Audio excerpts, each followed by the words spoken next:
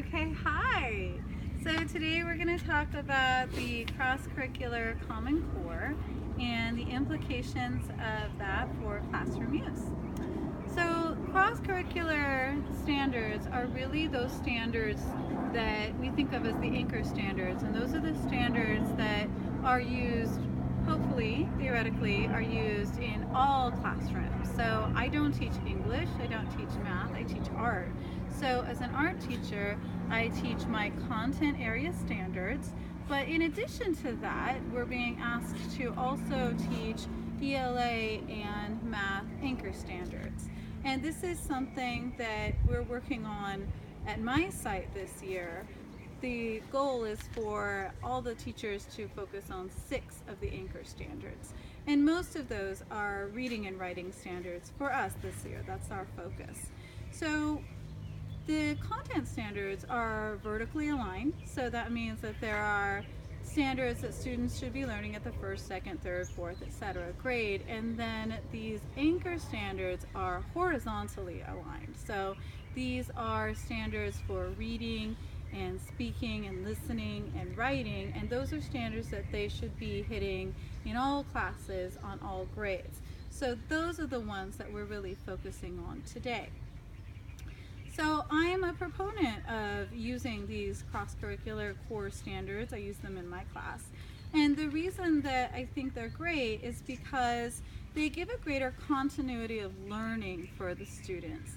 And I think that at least at the high school level where I teach, students experience a day that is really chopped up into discrete sections. They go to their math class, their English class, their history class, their PE class, they come to my class, and everything is very disparate because they're all different content areas. But when we are all focusing on vocabulary strategies, when we are all focusing on scaffolding reading techniques, and we're all focusing on learning to present orally to others, then there's a little bit more continuity for the students throughout the learning process. Even though they're learning it in different content areas from different teachers and different styles, they're still getting it again and again, and hopefully a couple of those teacher styles are really going to stick with that student, whereas if they just hit it once, they might not learn it at a deep level. So I already spoke about that. Ideally, the repetition of these standards, because of, and even though they look different in each content area, will hopefully help build those critical thinking skills. So the content area standards and the anchor standards are really not just about, learning this piece of information and that piece of information. They're standards that the students should be able to use. And I really like that because that means that not just the information is getting filtered into their little brains, but they're able to use it and do things and demonstrate the mastery of that particular standard. So the idea that they're getting chances in every subject, I think, is a really good one, and it can help them to build their mastery. I know that in my specific class, I like to connect my content area with the content area of others in addition to doing the vocabulary strategies and the writing strategies and so forth. And I think that the reason that that is so important is because it's going to give students a little bit more relevance, and it's going to help connect with what they've learned. Again, I like the idea for students to come to that really all these disparate knowledges, all these disparate pieces of the human experience should, in an ideal sense, come into one nexus, and that should be what they get out of their education. So I like to connect my content with things that they've learned in history, things that they've learned in English, books that they have read, etc., etc., etc. One of the challenges that I've come into contact with, however, is that teaching an electives class as I do, I teach a really broad range of students. So I teach 9th through 12th graders, and I know you teach 7th and 8th graders.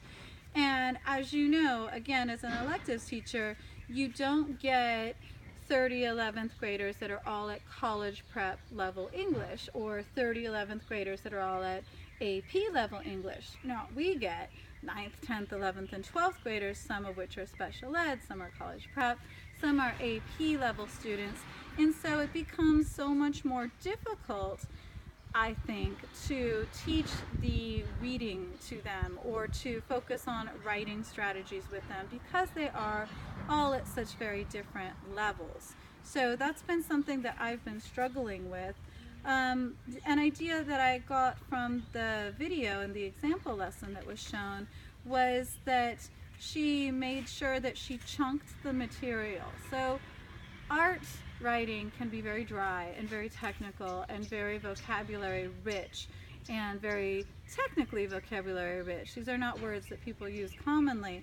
So I like the idea of the student-generated word bank, and then I really liked that after 2 to 3 minutes of reading, the students were then asked to discuss with their partner, and then that, I think, is a really great way for students to, on a less scary level, instead of raising their hand in front of the whole class and admitting they don't know, they can just discuss with their partner similar words that they did know, things that they didn't know.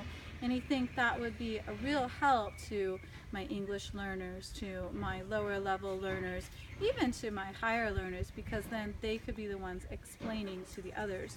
So I think taking away from this, I will probably be moving some seats so that I can try to sit a higher level reader with a lower level reader so that we can have a little bit more peer interaction and peer education. I really liked that.